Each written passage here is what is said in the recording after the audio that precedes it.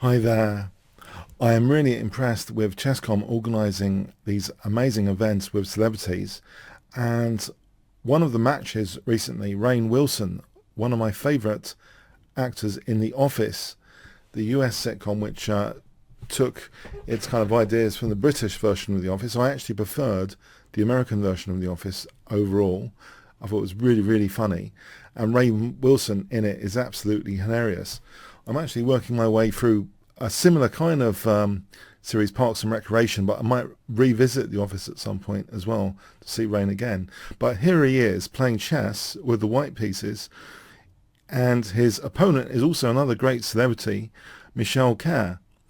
So Rainn Wilson has the role of Dwight Schrute on the American version of The Office, and Michelle Khare is the American YouTuber, television host, actress, and former professional cyclist, best known for her YouTube show Challenge Accepted. So this is a major challenge accepted. So we see e4 from Rainn Wilson, c5, this is Sicilian defense, knight f3, knight c6, and now b3. This is one of my pet moves in blitz chess, putting pressure on the diagonal when the bishop usually fianchettos. We see knight f6, e5, and now knight g8, very provocative, e6. Now this actually exposes a discovery attack against the rook. And in my course on tactics, actually, I emphasize three particular things when you're visualizing variations. Generally, you need to see the weakness of the last move, but you also need to see the kind of discovery effects on the entire position, not just the location of the last move. It's also this bishop has been liberated on that diagonal, and also common squares. But it's this liberation to look at the whole board, not just the location of the last move, which is super important, in my view, for tactical calculation. And unfortunately, Michelle Khare didn't take enough care on this occasion and played d takes e6. If you look at the whole board as well as the effect of the last move, the proximity, maybe one can pick up on these more subtle threats. A better move would have been f6. And for example, this position is still absolutely fine. It's an even position generally. But after d takes e6, this is a massive mistake. Bishop takes h8, winning a whole rook. And now it's interesting actually how Rainn Wilson follows this up. Bishop takes f6, e takes, knight c3, we see bishop d6. Bishop b5, so still pursuing a kind of dark square strategy. Eliminating this knight helps accentuate pressure on the dark squares and double the pawns now. White castles, rook b8. We see d4, c takes, queen takes d4. So actually not minding undoubling the pawns. This is a really dynamic decision. Sometimes in chess, a weakness is only a weakness if it's actually exploitable.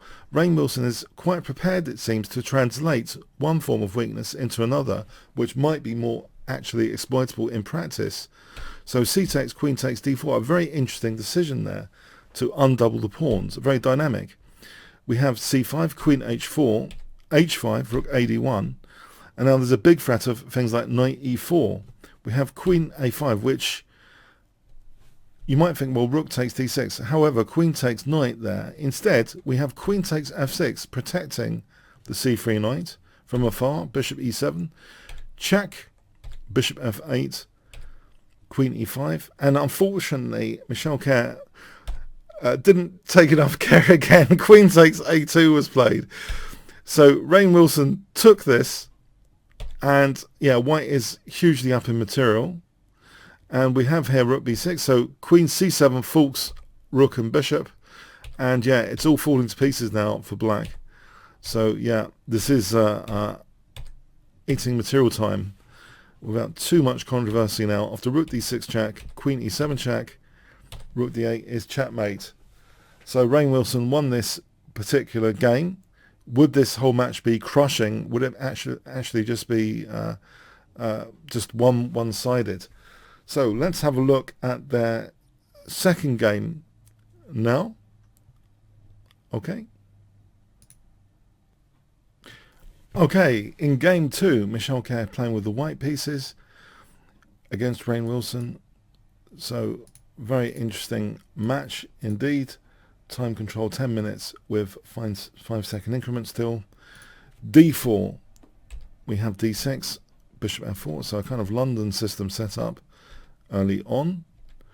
We have now c5, c3, queen b6 from Rainn Wilson, knight f3, and Rainn Wilson dares to take on b2, knight bd2, and he dares to take on c3, check, bishop d7, now rook b1, bishop takes, rook takes. White does have some piece pressure, compensation here.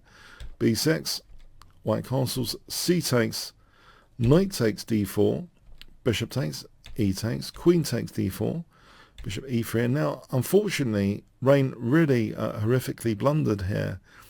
He could have played, for example, queen c3 is an interesting move.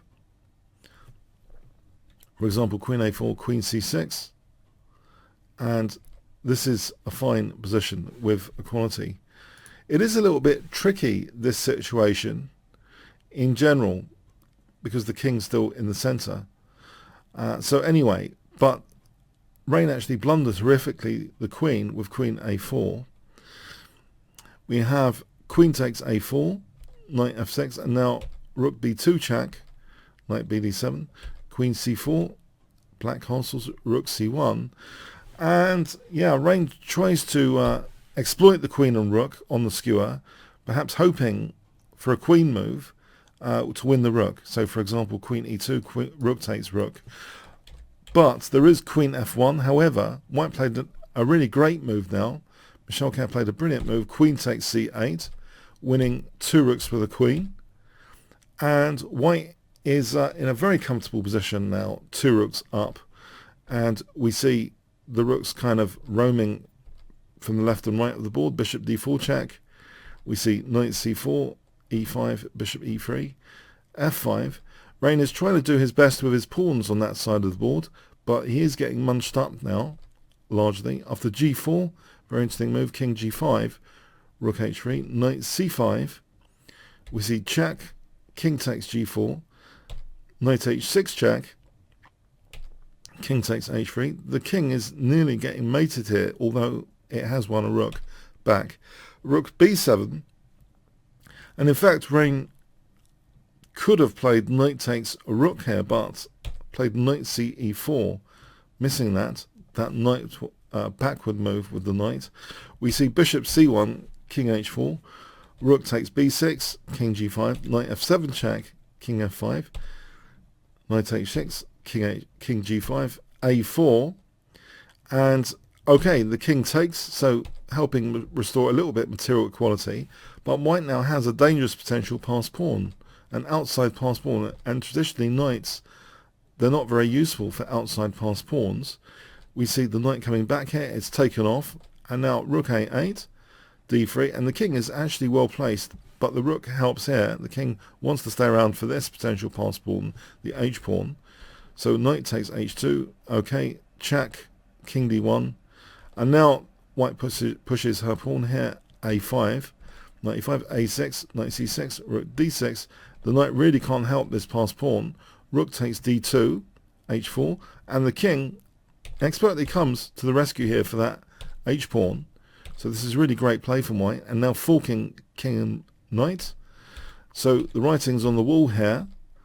Black really can't do anything with these 2 pawns unless it's given king support, and Rainn unfortunately was not allowed king h3 for g2 as a potential threat. Michel took care here to handle that potential threat. So yeah, these pawns are going nowhere. The queen happened, king takes king h3, a8 queening, and yes, the black king is about to be lawnmower mated eventually. So we see the king taking there, check, check, check, check, and checkmate. So Rainn Wilson, yeah, he did blunder his queen in this game. He did have an opportunity, it seemed, to get a rook back at a critical moment. So yeah, some major slip-ups here, unfortunately, and but it did keep the match tense. This was a great move from white here, and there was another key blunder later on. Maybe both players getting a little bit exhausted, not like a hawk, like seeing every opportunity. But there was this opportunity coming up here, as mentioned. That was a bit of a blunder as well, losing the rook.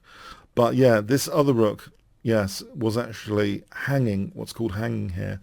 It's just hanging to be taken immediately. So that was missed. And white was still doing very, very well after bishop c1, and the rest is history there. So it all came to game 3. Let's have a look at game 3. Could Rainn Wilson do well in that, or would it be Michelle Khare's game? So all to play for in game 3. Let's have a look at that now. Okay, game 3 was just a 5-minute game with no increments. It seems e4 from Rainn Wilson, playing with the white pieces, Michelle Khare with the black pieces, c5. We have knight f3, knight c6, and now b3. Very interesting choice here. d6, bishop b2, knight f6, knight c3, and black locks that bishop out of the game with e5. We see bishop b5, bishop e7. White doubles the pawns here, so there's a familiar game pattern from game 1 here. And now we see knight e2, d5, e takes, c takes, and white takes that pawn on e5. Queen d6, d4, c takes, queen takes d4, bishop f5, rook ac1, rook ac8, knight g3, bishop g6, and now knight takes g6, f takes, pardon me, h takes, rook e1, rook fe1, rook a8, rook e3, knight h5, and actually Rainn Wilson actually hallucinated something here, that there was queen takes g7 checkmate, but unfortunately knights do go backwards. So this is a thing which both players seem to be missing in this match. Knights can go backwards. That is a common thing which many masters also suffer from, apparently, in general, knights going backwards, but the knight can go backwards to defend that. So Rainn has in fact blundered his queen. Is this over for him? Now we see rook c e1, knight h5. We see knight e2, very interesting move. Instead of knight takes and rook takes e7, so knight e2, queen c5, knight d4, rook c8, and now that bishop is taken, and now queen takes e7. So this does seem to try and simplify the position. There's a possibility of a back row mate if the rook moves. Say rook takes a7. There's a possibility of rook e1 with the dreaded back row mate. So Rainn actually took on e8. This is one of the best choices. g3, knight f6. Now knight c6. And again, Michelle Khare suffers from a discovery effect, it seems, maybe looking at what the knight is doing in the local proximity rather than the effect on the entire position. The discovery effects, the in effect clause, the bishop has been liberated. So instead, though, unfortunately, Michelle Khare didn't take care for the whole board holistically and played a5, not realizing the bishop was hitting the knight. So here, after rook e6, though, that does seem as though white's still in trouble, but here a check comes to the rescue, knight e7 check, and now knight takes d5. So white's now in the driving seat again.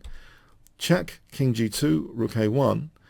Now, yes, the bishop could also take care, but this was missed. a4, rook c1, check, check, and now c4. White's still in the driving seat because of that dangerous passed pawn. c5, c6, rook a3, and now c7. Rook c3, this is desperate. In fact, white could just take this, but we see bishop e5, rook a3, and now the pawn queens. Rook takes a4, queen h8 check, king g5, h4 check, king f5, queen f6 check, king e4, and now knight c3 check, and now knight takes rook. Yeah, the writing's on the wall here. White has a big material advantage, indeed, and gives up a bishop there. And here, after queen b3, king takes, queen c3, and now queen e5. Rainn Wilson won on time here in this position after queen e5 check. So, yeah, well played to both players. They demonstrated really up-and-coming skills in chess and should be congratulated. It would be great if more celebrities came into the game and played in these tournaments. I always felt that, sometimes, organising events around celebrities or even just famous, YouTubers or streamers is a great thing for the promotion of chess to get big audience numbers, and it did get big audience numbers this whole event. So far, huge success. So congratulations to Chess.com. I always thought this kind of format was very, very interesting rather than just the traditional format all the time, with Grandmasters events. Having celebrity events, I think, is absolutely brilliant for chess. So congratulations to Chess.com for organising this. And Rainn Wilson, I just had to show his games on this channel. I am a big fan of The Office. As I say, currently, a show which was criticised as being slightly similar originally to The Office, Parks and Recreations, is also, I'd recommend that. If you like The Office, you might like Parks and Recs as well. So check that out as well. But yeah, I might be revisiting The Office at some point soon. That is really a hit series. They did a really fantastic job of redoing the British version. Okay, I hope you enjoyed this, and if you want to improve your chess tactically, check out my KIngscrusher.tv/chess tactics. I do talk about things like the in effect of the whole board, not just looking at the immediate threats of a particular move in its local proximity, but the effect on the whole board. That's a great thing for general calculation principles. And there's also tactics training there.